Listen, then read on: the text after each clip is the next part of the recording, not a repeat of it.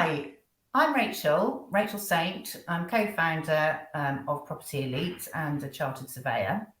I'm joined today by Dan Jacob, who is a professional coach and a chartered surveyor too.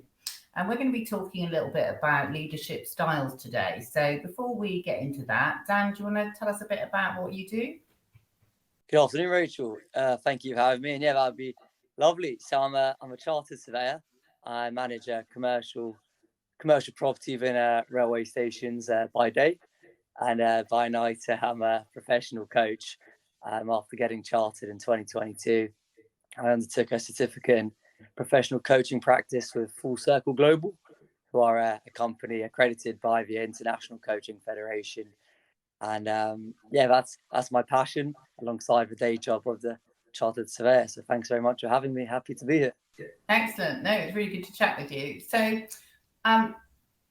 just to sort of fill in anyone who might have come to this afresh, Property Elite are a coaching company too, but we help people specifically to get qualified as chartered surveyors. And as part of that, I look after the senior professionals who are coming through the senior professional route to assessment.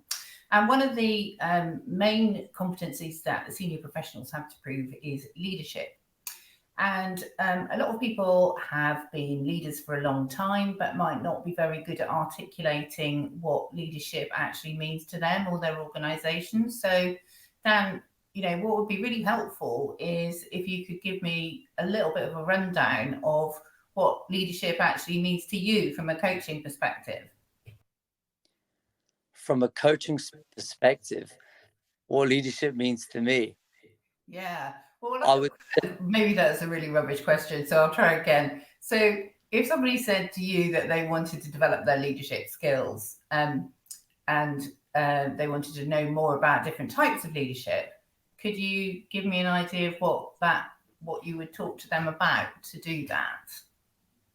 Yeah, absolutely. I think, and I'll say actually from a coaching perspective I think strong leadership would be bringing out the best in others. I think as a coach, we're very committed to moving people forwards towards their own kind of goals and ambitions. And I think as a leader, if you're using the coaching style, you're almost allowing your team members to find their own solutions, which has some benefits.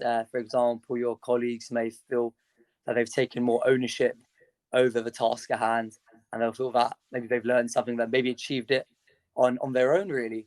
And I think that's almost the opposite of maybe micromanagement, where they're being told what to do. I think as a coach, bringing a coaching style from a leader can really benefit employees. So really, I mean, there's a sort of, everybody wants to lead by example, don't they? And they expect people to lead by example, but does that have the danger, or is there a danger of actually taking on too much yourself if you're trying to emulate that as a role completely? So you just end up doing everything as the leader rather than being able to delegate? Very interesting. Yeah, absolutely. I think leaders do, and I think should lead by example, but to an extent, I think if as a leader you bring it almost an authoritative leadership style, I think it shows your team that they're not really being trusted in other elements, that you're kind of dictating the process and the tasks at hand. I think it's important to show your team they're trusted and to give additional responsibility to your team so that your team can grow. Yes, you should lead by example, but I think you should also show your team that they're trusted, but allow your team to grow. It's not just about as a leader yourself being the star performer. There's almost a level of sacrifice where it's not your own success as a leader, but it's your team's success. And that's why I think back to maybe the servant style of leadership, where you're almost serving your company. There's an element of sacrifice and service, which is why I think humility is a really important trait as a leader, to not think that it's all about yourself, or you need to be the star performer, but more that your team can all benefit. Okay, that's really interesting point. So I mean, you're talking about humility, and what can you develop that a bit for me? What do you think constitutes humility in a leader? So I'm really interesting comparison that was brought to my attention recently, and absolutely true. When the Queen used to sign off her letters, I don't know if people noticed, but it was always your servant, the Queen. That's how she'd sign off her letters. And I think humility is I think the most important traits, to put almost your team and your team's success ahead of your own, to acknowledge that when you're successful, that it's a team effort, and when things haven't gone so well, to again take responsibility for that. um yeah, I think that's what I would say about humility, for sure. Oh, that's really interesting, actually. And when we look into leadership, there's various leadership styles that are kind of promoted as being, you do it in a democratic way or an authoritarian way or authoritative, whichever word you want to use. Lots of different styles of leadership. What do you think in practice you come across the most in the people you coach? For people I coach, there is a larger element of authoritarian, and I think that is an element of leaders wanting to show that they're there for a reason. At the top, they're the decision makers, and almost what they feel they're the most experienced, maybe the most knowledgeable, and that they're always best placed to make decisions. On Mm. the other hand, I've come across leaders who are more democratic, and more that can be portrayed to be seen as that you're handing off almost all the decisions, and you're not really making, doing the work or making the big decisions yourself, which sometimes as a leader you want to be seen to be doing. So I think it's important to have a balance, Yeah. um, and situational. I think taking the different situations into account. I think sometimes you need to take the important decision as the leader, but ultimately as well, to be effective, you can't make all the decisions. You have to prioritize what your company or what the business needs the most. And if you're making all the decisions from top to bottom, not only are you taking away the opportunity for colleagues to grow, but it's ineffective on your side as well, I would argue. I think that kind of is a parallel with people who are running smaller businesses who do tend to have their fingers in a lot of different pies in the business by the very nature of what they do. And as they develop their business and grow their business, then it can be quite difficult for them to release that control. You got any tips for anyone that's in that situation? In the smaller businesses, I Yeah. would I would say to the leaders who maybe have too many hands and too many pies, I'd say trust your team more. Give them the opportunity, even if they might feel a bit uncomfortable, you might feel uncomfortable. Give them the opportunity to thrive on that, because it's only until someone's given maybe a task a bit beyond what they feel comfortable with where they start growing. If you feel really that the team can't handle the decisions or the tasks that you're undertaking, then I would ask myself, number one, do I have the right people around me?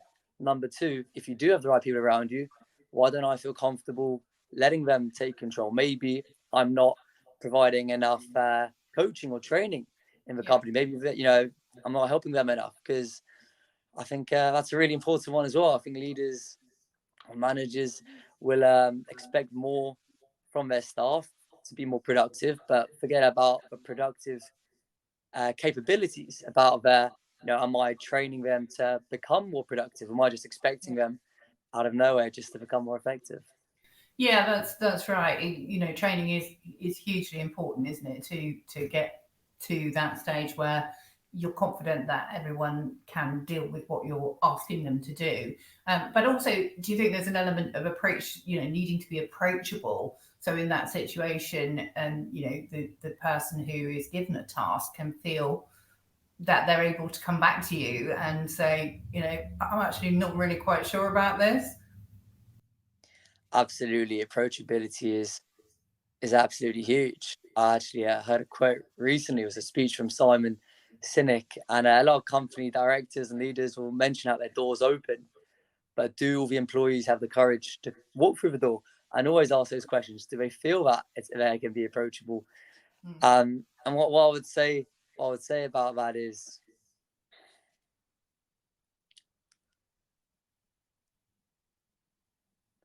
just trying to think exactly how I feel about it. How to maintain that approachability, how to give that message of approachability. I guess that's the sort of tip we're looking for, isn't it? Absolutely. I think it's coming across warm and unintimidating. I used to have meetings. I've come across colleagues who have had meetings, and there's almost a sense of nervousness when you have a meeting with your director or your boss that you feel a bit under pressure. But I ask myself, what if you're excited for those meetings? Is there an environment and a relationship of, this my manager, my leader, he wants me to succeed. He creates a non-judgmental and welcoming environment. Yeah. And I think we need to just consider that. I think sometimes the directors, the leaders, they maybe if they can, alter their perspective, put themselves in their employees' shoes, because we're all near to the bottom at one point, and think what would make my employees more comfortable to talk to me. Sure. Well, that's really, really good advice, and we're going to have to wrap it up here, Dan, but I hope we'll have a chance to talk about this in a bit more detail, because I think there's a lot we can tease out from this conversation too. So thank you very much for being with me today. Thanks so much for having me, Rachel. It's been a pleasure. No problem. Bye. Take care. Bye.